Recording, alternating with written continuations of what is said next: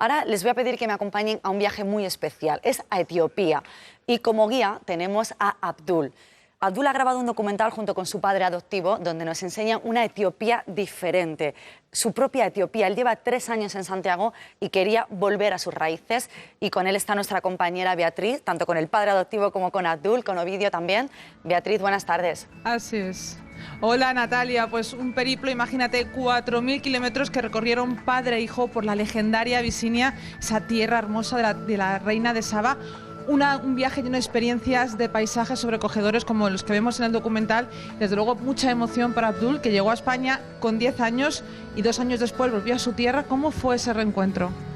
El reencuentro fue muy emocionante, porque no sabía cómo iba a ser Etiopía, porque ya no sabía el norte, sobre sabía el capital, y me gustó reencontrarme con los amigos y algunos no me conocían. ¿Y cómo era ese reencuentro? ¿Qué te preguntaban sobre España? ¿Qué quería saber la gente de tu vida aquí? Aquí sobre todo me preguntaba sobre el fútbol, pues le interesaba sobre todo algunas cosas. Bueno, la intención de este viaje, tenemos aquí a Ovidio, que además es compañero nuestro, era doble intención. Por un lado, desde luego que su hijo recuperara las raíces, que para él son muy importantes, pero también desmitificar un poco esa imagen que tenemos todos en la retina de un país árido y de mucha hambruna. Sí, con demasiada frecuencia percibimos Etiopía como un país efectivamente árido, con niños rodeados de moscas en páramos, ¿no? Y lo que nosotros descubrimos allí era un mundo completamente distinto. Por supuesto que hay carencias, hay necesidades, pero encontramos un país enorme, que es equivalente a España y Francia juntos, 80 millones de habitantes, y un país así tiene que tener de todo, ¿no? Por supuesto. Y muy rico, muy verde, lo encontramos muy verde, y con una tradición y unas leyendas increíbles, una historia que queremos transmitir al resto de la población. Claro. Se ha estrenado ya en el Festival de Nueva Delhi y habrá segunda parte. Por supuesto, este documental nos dedicamos a buscar las fuentes del Nilo Azul, siguiendo toda la ruta de Pedro Páez hace 400 años por el norte, y nos quedaba el sur sí es más África, más etnia, más animales salvajes, y por eso el año pasado en el verano hicimos el segundo viaje que se encuentra ahora mismo en proceso de edición y que en cuestión de meses verá la luz. ¿Y qué es lo que más te impresionó de ese viaje alucinante? Bueno, en primer lugar ver la cantidad de niños que proliferan por los campos, ¿no?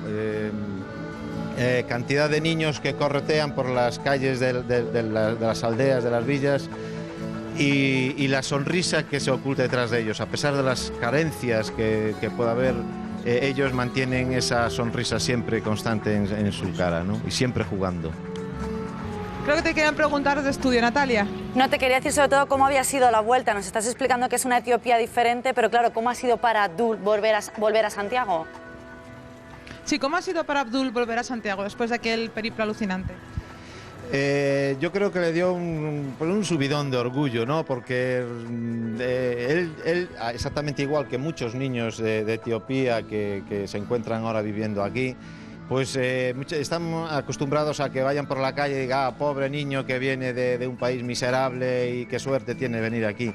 Y no es así, es decir, el país del que procede es un país muy rico y yo creo que le permite sentirse orgulloso de su país y andar con la cabeza muy alta, sintiendo ese orgullo de sus raíces, claro. Bueno, pues muy recomendable, desde luego, porque podemos conocer ese país alucinante, lleno de historia, de paisajes impresionantes, y también porque el 10% de lo recaudado con la visión del documental estará dedicado a la labor que realiza el padre Ángelo Laran en Burgos, una labor, desde luego, encomiable. Así que doble motivo para ver ese documental, Shoots from Abyssinia. Bueno, pues muchísimas gracias a los tres, gracias a Ovidio, gracias a Abdul por mostrarnos su propia visión de sus raíces de Etiopía. Gracias también, Beatriz. Bueno, Mariló, aquí lo dejamos en un ratito, volvemos con toda la actualidad. Muy bien. Bueno, no se deja nunca, siempre se sigue trabajando. No hay despedidas. Natalia, hasta ahora.